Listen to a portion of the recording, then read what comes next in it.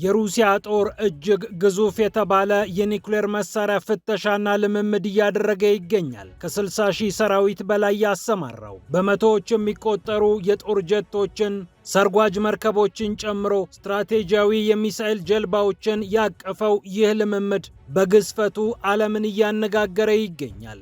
ሩሲያ ብቻዋን አይደለችም ይህንን የኒውክሌር ሙከራና ወታደራዊ ልምምድ የምታደርገው፣ ጥብቅ ወዳጇም አብራታለች። ይህ እንዳለ ሆኖ የኔቶዋ ሀገር የዩክሬንን ድሮን ሰማይ ላይ አርግፈዋለች። የኔቶ ሀገራት ከዩክሬን የሚወነጨፉባቸው ድሮኖች መከራቸውን እያሳዩ ይገኛሉ። አሁን ግን ወገባቸውን ጠበቅ አድርገው ዩክሬን የምታስወነጭፋቸውን ድሮኖች እየመቱ እየጣሉ ይገኛሉ። የምስራቅ አውሮፓ ሀገራት መረር አድርገው ነው ጉዳዩን የያዙት። ይህንንም እንመለከተዋለን። ወደ መካከለኛው ምስራቅ ጉዳይ ስናልፍ አሜሪካ ጀነራሏን ወደ ኢራን ጠጋ አድርጋለች። በኢራቅ ድንገት ተከሰቱ የተባሉት ወታደራዊ መኮንን ያደረጉት ለብዙዎች እንግዳ የሆነ ጉዞ በብዙ መልኩ እየተፈተለ ይገኛል።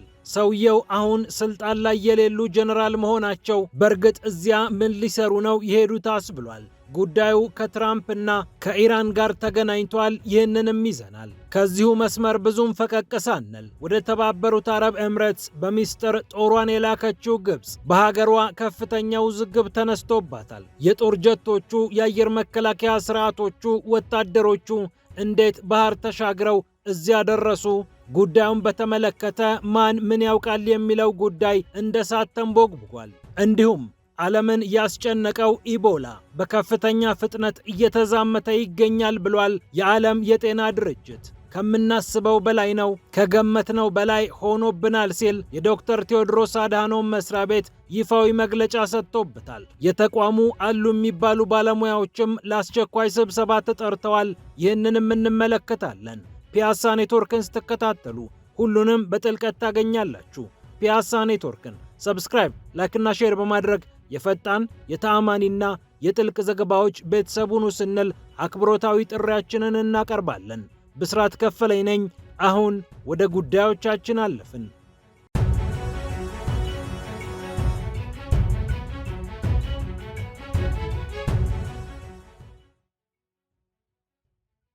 እጅግ ግዙፍ ነው። ሩሲያ የኒውክሌር መሳሪያዎቿን እየፈተሸች ነው። ወታደራዊ ልምምድ ላይም ትገኛለች። ታዲያ ብቻዋን አይደለችም። ቤላሩስን ጥብቅ ወዳጇን ይዛ ነው ወታደራዊ ልምምዱን እያጠናከረች የምትገኘው። የሩሲያን የኒውክሌር መሳሪያዎች የምታስተናግደው ቤላሩስ አሁን ደግሞ እጅግ ጠበቅ ያለ ስትራቴጂያዊ ልምምድ ከአጋሯ ከሩሲያ ጋር እያደረገች ነው። የሩሲያ ስትራቴጂያዊ ኃይሎች በዚህ ልምምድ በንቃት እየተሳተፉ መሆኑ ታውቋል። ስትራቴጂያዊ የሚሳኤል ኃይሉ ከአየርና ከባህር ኃይል ክፍሎች ጋር በመጣመር ነው በማዕከላዊ እንዲሁም በሰሜን ምዕራብ ሩሲያ ወታደራዊ ልምምዱን እያደረጉ የሚገኙት። በዚህ ልምምድ ይላል ራሽያ ቱዴይ 64,000 የሩሲያ ወታደሮች እየተሳተፉ ይገኛሉ።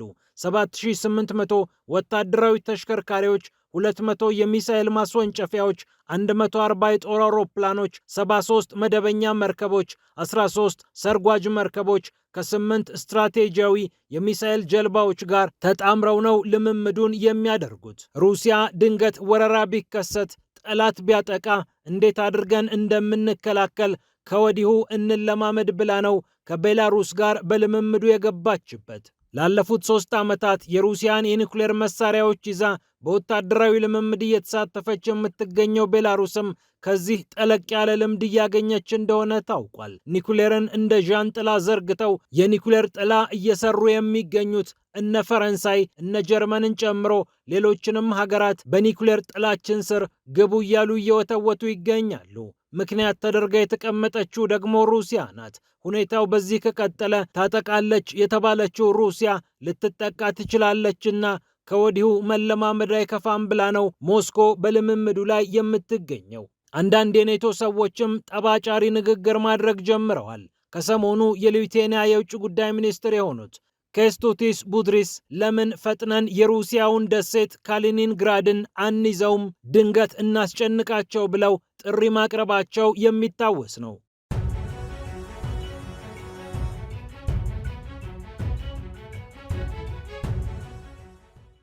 ከዚሁ ጉዳይ ብዙም ፈቀቅ ሳንል የኔቶና የአውሮፓዋ ሀገር የዩክሬንን ድሮን መትቼ ጥያለሁ ብላለች። እስካሁን በአየር ክልሌ ሲያልፉ ዝም ብዬ ነበር።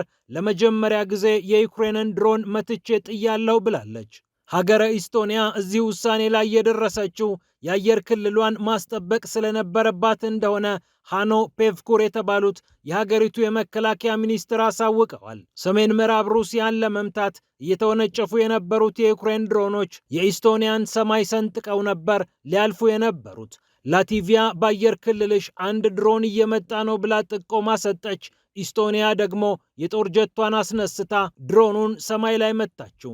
ዩክሬን ድንበር እያቆራረጠች የምትልካቸው ድሮኖች በላቲቪያ፣ በኢስቶኒያ፣ በሊቱዌኒያ እንዲሁም በፊንላንድ መሬት ወድቀው ሲከሰከሱም ታይተዋል። ሩሲያ የባልቲክ ሀገራት የአየር ክልላቸውን ለዩክሬን የሚፈቅዱ ከሆነ እንደ ማንኛውም ኢላማ ሊመቱ እንደሚችሉ በተባበሩት መንግስታት ድርጅት ቻርተር አንቀጽ 51 መሰረት ራሷን ለመከላከል እንደምትገደድም ስታስጠነቅቅ ቆይታለች። እነዚህ የባልቲክ ሀገራት ከዩክሬን የሚመጡትን ድሮኖች በተመለከተ በዝምታ ሲያልፉ ቢቆዩም ትዕግስታቸው ተሟጦ ድሮኖቹን ለመምታት እየተገደዱ መሆኑም ታውቋል።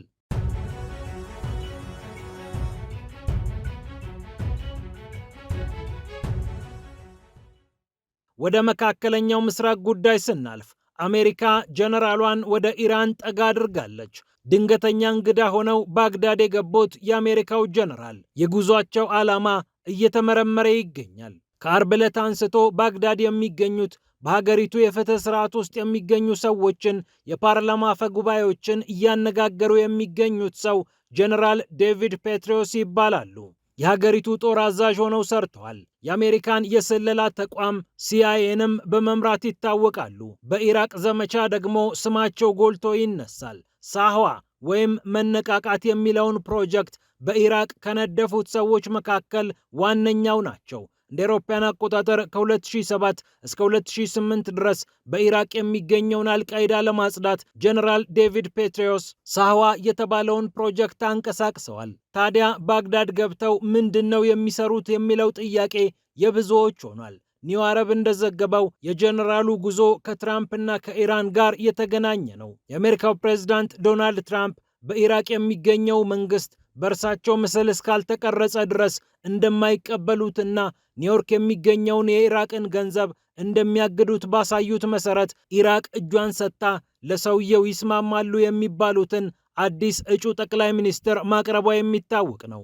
አሊ አልዜይዲ የተባሉትን ሰው ከባንኩ ዘርፍ የመጡ ሲሆን ገና 40 ዓመታቸው ነው። ሆኖም በትራምፕ ዘንድ ሞገስ አግኝተዋል።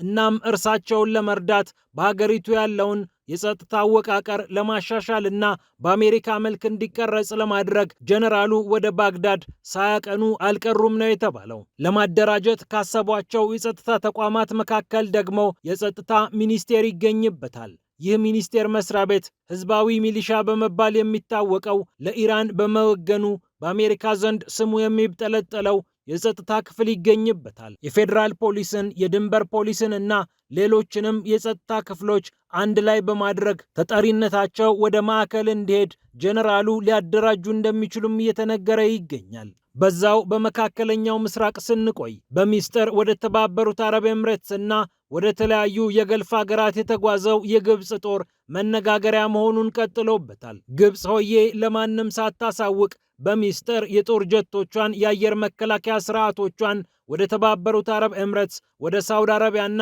ኩዌት እንዳዘዋወረች ዘ ዎል ስትሪት ጆርናል ከሰሞኑ መዘገቡ የሚታወስ ነው። ታዲያ በግብፃውያን ዘንድ ይህ ወታደራዊ እንቅስቃሴ ብዙ ጥያቄ አምጥቷል። በዚህ ጦርነት ገለልተኛ መሆን አልነበረብንም ወይ ብለው የጠየቁት እነዚህ ግብፃውያን አጥጋቢ ምላሽ ባያገኙም የአልሲሲን መንግስት እየጠየቁት ይገኛሉ። የግብፅ ህገ መንግስት በአንቀጽ 152 ላይ እንዲህ ይላል ብለው ግብፃውያኑ እየሞገቱ ይገኛሉ። የትኛውም የሀገሪቱ የጦር ክፍል ወደ ሌላ ሀገር የሚዛወረው በሀገሪቱ ፓርላማ እውቅና ከተሰጠውና ፕሬዝዳንቱ የብሔራዊ የመከላከያ ካውንስልን ካማከሩ ብቻ ነው። እንዴት ይህንን ሳናውቅ ጦራችን ወደ ተባበሩት አረብ ኤምሬትስና ወደ ሌሎች ሀገራት ሄደ ሲሉ እነዚህ ዜጎች እየጠየቁ ይገኛሉ። ራፌል ጀትን ጨምሮ የአየር መከላከያ ስርዓቶቿን ወደ ገልፍ ሀገራት ወስዳለች የተባለችው ግብፅ ምናልባት ከዚህ የምታገኘው ገንዘብ ሊሆን እንደሚችል ይነገራል። የአረብ ሀገራትን ገንዘብ አሟጠው በመጠቀም የሚታወቁት አልሲሲ በአንድ ወቅት ሾልኮ በወጣ ንግግራቸውና ሜካሜልን በተባለው መገናኛ ብዙሃን የወጣባቸው ንግግር እንዲህ የሚል ነበር። ወደ ጦራችን 10 ቢሊዮን ማስገባት አለባቸው። ኤምሬትስም፣ ኩዌትም ሌሎቹም ይህንን ማድረግ አለባቸው። ለእነርሱ እኮ ገንዘብ ማለት ልክ እንደ ሩዝ ተራ ነገር ነው ሲሉ በድምፁ ላይ ንግግራቸው ይሰማል። ታዲያ ገንዘብና ክብር ከገልፍ ሀገራት ለማግኘት አልሲሲ ይህንን እርምጃ ቢወስዱ አያስገርምም ነው የተባለው። በአደባባይ ስለ ኢራን መጥፎ ነገር ባለማውራት ይልቁንም ራሷን እንደ አደራዳሪ ለማሳየት እየሞከረች የምትገኘው ካይሮ በዚህ ጦርነት በሚገባ አላገዘችንም ተብላ በገልፍ ሀገራት ስትወቀስ እንደነበር ሲነገር ቆይቷል።